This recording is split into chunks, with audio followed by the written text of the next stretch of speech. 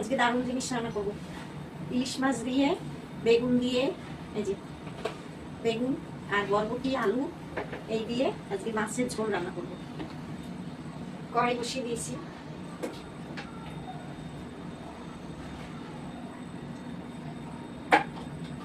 তেল দিয়ে দিলাম। কাঁচা মাছ রান্না করবো আজকে, ভাজবো না ইলিশ মাছ। মাথা দুটো শুধু ভেজে নেবো আর মাছগুলো ভাজবো না। তেলে হলুদ দিয়ে দিলাম, নুন দিয়ে দিলাম, মাথা দুটো দিয়ে দিলাম।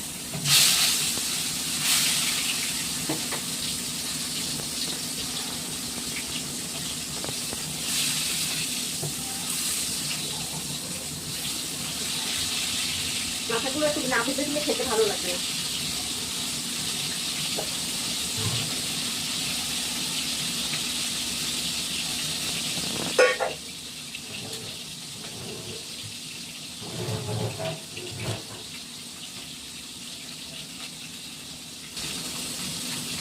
কালো জিরে ফোড়ন দিয়ে দিচ্ছি।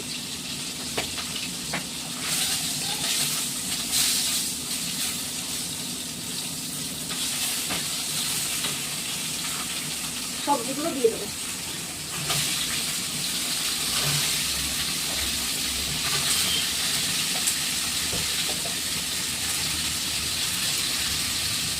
মাছগুলো পরে দেবো।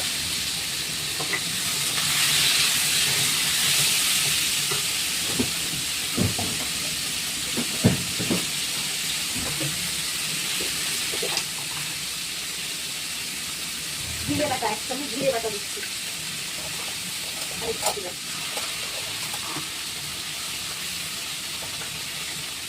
কাঁচা লঙ্কা,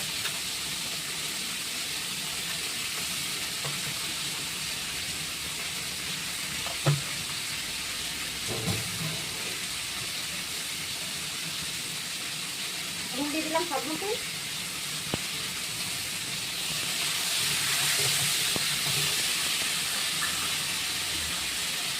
হলুদ আর একটু কাশ্মীরি লঙ্কা দিলাম।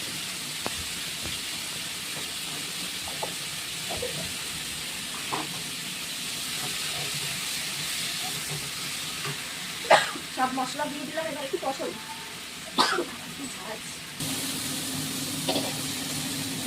এবার জল দিয়ে দেবো।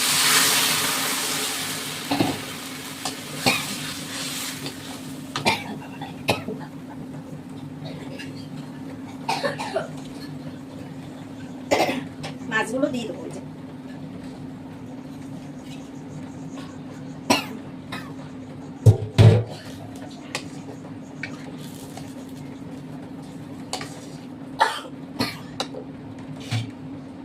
এবার ঢাকা দিয়ে দেবো।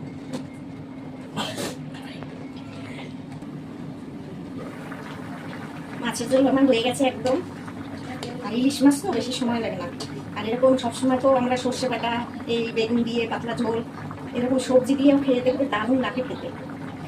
আমার তো খুব ভালো লাগে।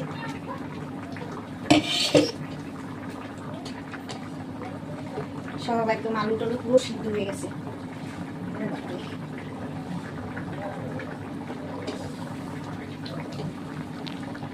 এবার এটাকে নামিয়ে দেবো।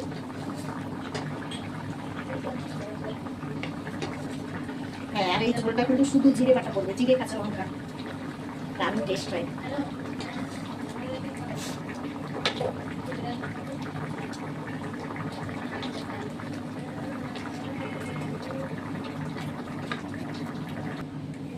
দেখো ঝোল কত সুন্দর হয়েছে।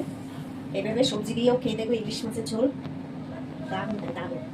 তো কেমন হলো কমেন্টে জানাবে, ঠিক আছে? সবাই ভালো থাকবে।